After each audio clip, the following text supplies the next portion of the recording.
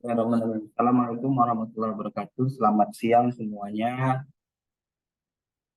Berjumpa kembali kita di mata kuliah Kimia Dasar Farmasi eh, dengan pengampu mata kuliah saya di Kimis Wanda SPD MSE pada program studi sarjana farmasi Universitas Muslim Nusantara Al-Wasliyah. Selamat datang kepada mahasiswa semua. Ini pertemuan kita yang pertama di tahun yang pertama kalian berkuliah di UMN Al-Wasliyah. Dan ada informasi yang perlu saya sampaikan bahwa UMN saat ini sudah membuka program studi baru, yaitu program studi profesi apoteker. Ya, nanti bagi kalian setelah selesai tamat di UMN ini bisa melanjutkan nanti untuk mengambil apotekernya di UMN Al-Wasliyah sebagai calon-calon apoteker pada masa yang akan datang. Baik, perkuliahan ini ada 16 kali pertemuan ya, di mana pertemuan ke-8 itu kita nanti akan ada UTS dan pertemuan ke-16 itu ada UAS. Kemudian untuk materi yang akan dibahas di kuliah ini ada struktur atom, sistem periodik, ikatan kimia, hidrokarbon, stoikiometri, kemudian ada juga konsep mol, laju reaksi, termo, asam basa hingga lalu tentunya dan hidrolisis garam. Ini adalah materi-materi yang sebenarnya baru saja selesai kalian pelajari di tingkat SMA atau sederajat ya sebelumnya. Jadi ini pengulangan sekaligus penguatan dari dasar-dasar materi kuliah kimia gitu ya. Penilaiannya kehadiran 10%, kuis 5%, tugas 15, 30 dan UAS 40. Jika kalian ingin mendapatkan nilai terbaik, nilai A, maka nilainya harus dari 90 sampai 100. Ya, skor yang harus kalian peroleh. Kemudian kalau 85 sampai 89 A minus, 80 sampai 84 B plus, dan seterusnya. Jadi saya berharap tidak ada yang gagal dari mata kuliah ini. Semuanya berhasil lulus dengan nilai yang baik. Nah, selama kalian mengikuti aturan-aturan yang ada dalam perkuliahan, ya. Pertama misalnya berkomitmen untuk mengikuti semua perkuliahan, kemudian hadir ya tepat waktu, kemudian perkuliahan kita dilakukan melalui portal, melalui Zoom juga, dan nanti kita akan ada tatap muka, alias blended ya. Kemudian mengumpulkan tugas ya tepat waktu sesuai dengan instruksi tugas. Dan jika ada pelanggaran dari setiap poin-poin ini, tentu akan ada konsekuensinya. Dan sudah ada konsekuensinya, apakah pengurangan nilai atau pembatalan dari perkuliahan atau mata kuliah. Nah, kita langsung masuk kepada apa itu kimia ya. Kan gitu, kita sekarang belajar kimia dasar ya. Ada yang tahu? Ya, itu adalah ilmu tentang komposisi, struktur, sifat-sifat, reaksi dari suatu zat atau suatu materi, khususnya yang ukurannya atomik atau molekuler.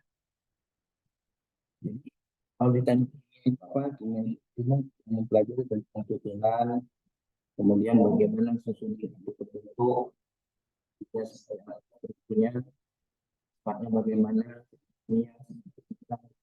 reaksinya bagaimana. Nah, dalam umat Islam sendiri kimia itu sudah dijelaskan. Ya. Salah satu diambil misalnya kami potongan dari ayatnya dan kami ciptakan besi yang banyak terdapat kekuatan yang hebat. Darinya diciptakan senjata. Nah, besi ini termasuk kajian dari kimia, ya. Kemudian berikutnya kita akan bahas dulu ya, apa kita mempelajari kimia kalau ternyata tidak ada manfaatnya, terutamanya yang mendukung di program studi farmasi. Gitu. Nah, yang pertama manfaatnya adalah seluruh obat-obatan yang dijadikan sebagai penyusun obat-obatan itu adalah senyawa kimia. Ya, sudah jelas. Ya, semuanya adalah senyawa kimia. Kemudian yang kedua, Bagaimana menemukan obat-obatan itu? Melalui suatu proses pemisahan atau pemurnian. Ada namanya proses ekstraksi, proses isolasi, kemudian identifikasi. Nah, semua proses ini merupakan konsep ilmu kimia yang digunakan.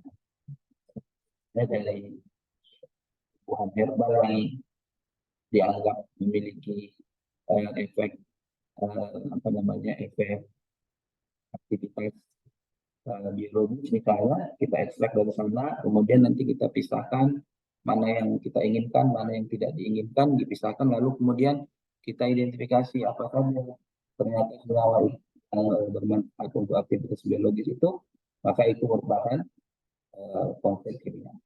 Kemudian apalagi pengembangan obat, ya. Misalnya ada studi reformulasi. Reformulasi itu preformulasi ya adalah studi tentang kajian awal sebelum melakukan formulasi dari suatu obat gitu ya. Kemudian di formulasi itu sendiri, jadi merancang obat itu ya baik sebelumnya maupun proses perancangannya itu melibatkan basis ilmu kimia. Kemudian apalagi penyimpanan obat. Jadi misalnya obat itu mengandung suatu fungsi tertentu, bagaimana sifat kimia dan fisikanya? Maka ini juga bagiannya kimia. Kemudian rute pemberian obat. Jadi mulai dari kelarutan, stabilitas, ya jadi ada obat yang misalnya dia tahan terhadap asam, tidak tahan asam. Maka pemahaman seperti itu pemahaman basis dari ilmu kimia. Ya, jadi jangan sampai tujuan kita adalah di usus gitu ya, sampai di lambung obatnya sudah habis karena dia tidak stabil atau dia tidak tahan terhadap pH yang rendah, gitu ya. Apa manfaat kimia berikutnya? Obat dalam tubuh. Jadi kita harus mengenal apa reseptor yang diinginkan atau targeted obatnya itu apa, kemudian kita harus juga sifat obatnya harus disesuaikan. Jangan sampai nanti reseptor dengan obat yang mau kita kirimkan ke dalam tubuh itu tidak saling berterima, ya, tidak terjadi interaksi. Kemudian apa hubungannya dengan enzim? Reaksi-reaksi enzimatik ini juga melibatkan konsep kimia. Nah, itu manfaat-manfaat ilmu kimia yang ada di dalam farmasi nantinya yang tentunya sangat-sangat diperlukan oleh calon sarjana farmasi. Kemudian berikutnya tadi kita menyinggung ada materi ya. Ketika kita menyelesaikan kimia, tadi merupakan susunan ya, komposisi, struktur ya. Kemudian sifat dan juga reaksi-reaksi kimia. Nah, maka dari suatu materi, maka di sini kita akan lihat bagaimana hubungan atau keterkaitan antara materi dan energi. Materi ya itu bisa kita katakan sesuatu yang mempunyai massa dan menempati ruang, itu materi. Ya. Jadi massa itu adalah ukuran kuantitatif dari suatu materi. Jadi misalnya suatu materi A berapa beratnya? Dia ada beratnya, bisa kita ukur, bisa kita timbang, misalnya seperti itu. Kemudian ada volumenya, ada wujudnya, bisa kita lihat volumenya, bisa kita ukur juga volumenya, maka itu disebut materi. Nah, materi nanti dalam klasifikasinya ada nanti materi tunggal, ada materi campuran, kalau tunggal ada unsur, ada senyawa, gitu ya. Jadi itu konsep yang saya rasa di SMP juga sudah dibahas oleh guru ya, diperkuat dengan SMA, maka saya yakin ketika di universitas ini di jenjang sarjana kan sudah menguasainya dengan baik. Walaupun mungkin ada kekurangan-kekurangan, nanti kita bisa diskusikan di akhir uh, sesi ini, yaitu sesi tanya jawab. Kemudian apa hubungan materi dengan energi? Energi itu kita bisa contohkan ya, misalnya ada energi panas, ada energi listrik, ada energi apalagi gravitasi misalnya seperti itu ya. Nah, banyak energi yang lainnya, maka apa hubungan materi dengan energi? Materi itu ternyata bisa menghasilkan energi ya, bisa juga melepaskan energi, bisa juga dia menyerap energi atau kebutuhan energi ketika terjadi perubahan bentuk atau perubahan materi. Ya, misalnya kalau kita mengubah Ya, materi misalnya bensin ya. Bensin itu kan materi ya. Kenapa kita sebut bensin materi? Karena dia eh, bisa kita ukur masanya ya, gitu. Masanya beratnya berapa gitu, dan kita bisa ukur volumenya berapa liter ya. Dalam 1 liter itu misalnya bensin berapa beratnya, berapa berapa gram gitu. Nah, karena dia memenuhi dua kriteria itu, maka dia disebut materi. Nah, ketika bensin itu kita masukkan ke dalam kendaraan bermotor, berubahlah bensin menjadi eh, energi panas, kemudian dia bisa memutar piston, dan pistonnya bisa memutar roda motor sehingga motornya bisa hidup. Akhirnya bensinnya lama-kelamaan habis, berubah menjadi energi, dan berubah menjadi panas, kemudian berubah juga menjadi hasil sampingnya adalah gas. Ya, CO2 misalnya yang dihasilkan oleh kendaraan bermotor.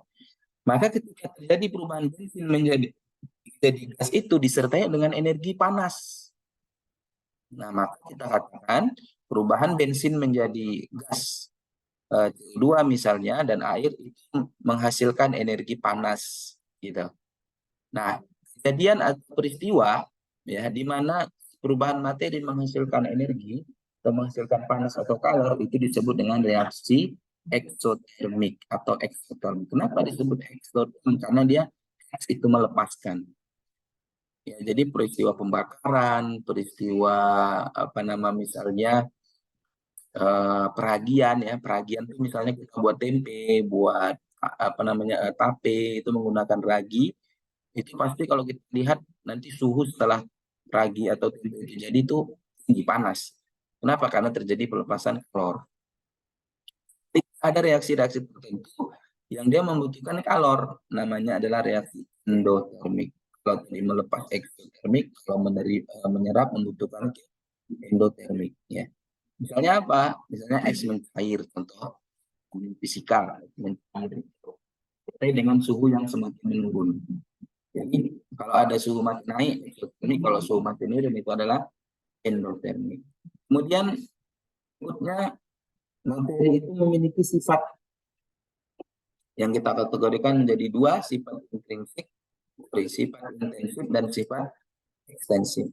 Itu sifat intensif. Sifat intensif adalah sifat yang tidak bergantung dari jumlah materi. Mau jumlah materinya sedikit atau banyak, itu sifatnya sama. Misalnya nih, kan memanaskan air untuk dididihkan, misalnya ya, air 1 teko, kemudian di satu sisi lain kita memanaskan air pada wadah yang lebih besar lagi, misalnya 1 panci, teko dan panci. Jadi jumlahnya berbeda ya, teko lebih kecil, panci lebih besar. Nah, kalau yang di panci berapa dia mendidihnya? Suhu 100. Yang di teko berapa dia mendidihnya? Suhu 100. Jadi berapapun jumlahnya, mendidihnya suhunya sama. Itu yang disebut dengan sifat intensif. Tidak bergantung dari jumlahnya. Mau banyak, mau sedikit, sama saja. Apa di antaranya? Suhu ya, misalnya titik didih, titik beku, indeks bias, kerapatan, kerapatan, itu masa jenis. Ya, masa jenis air misalnya 1.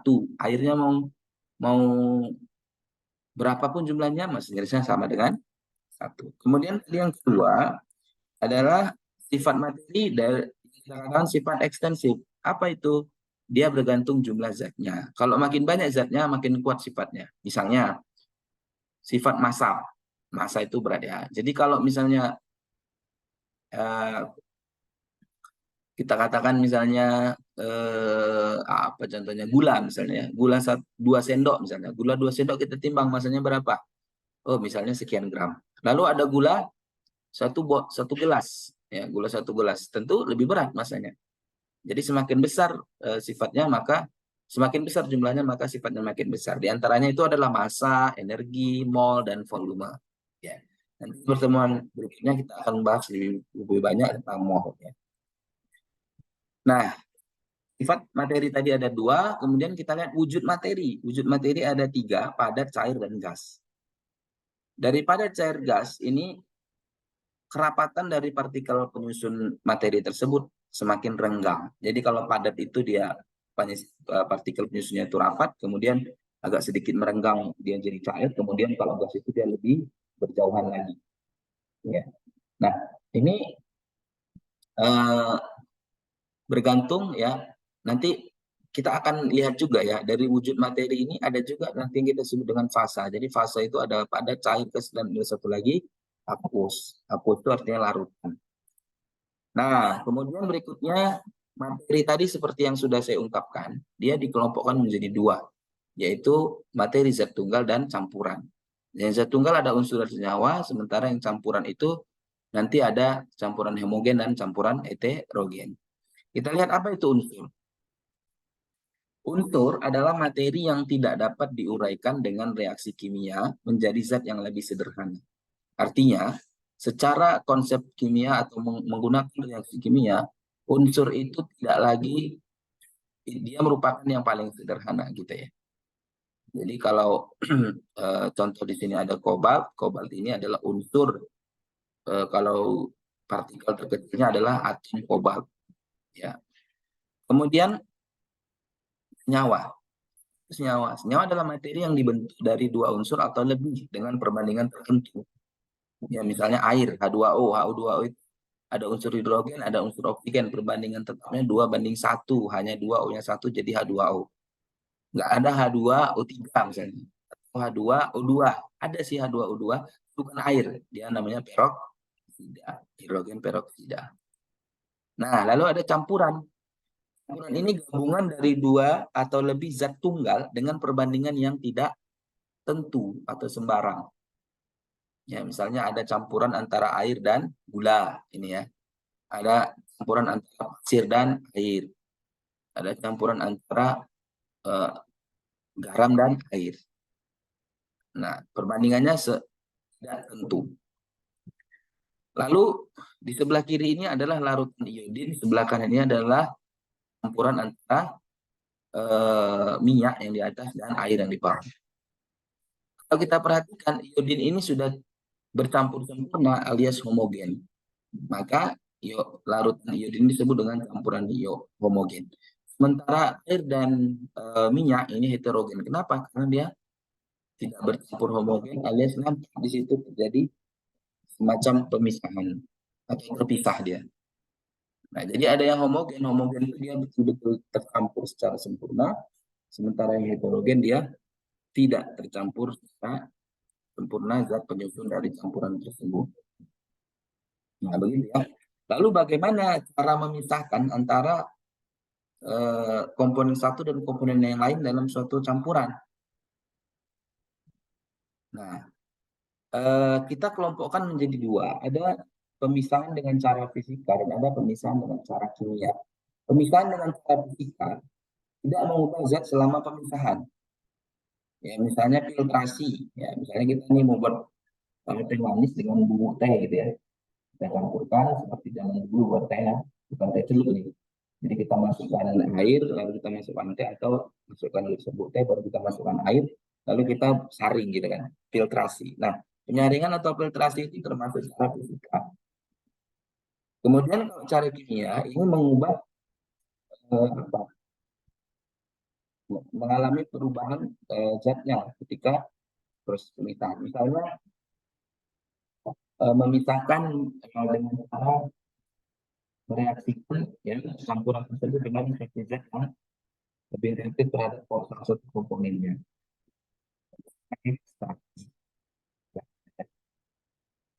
Kemudian ini tadi cara berpikir operasi.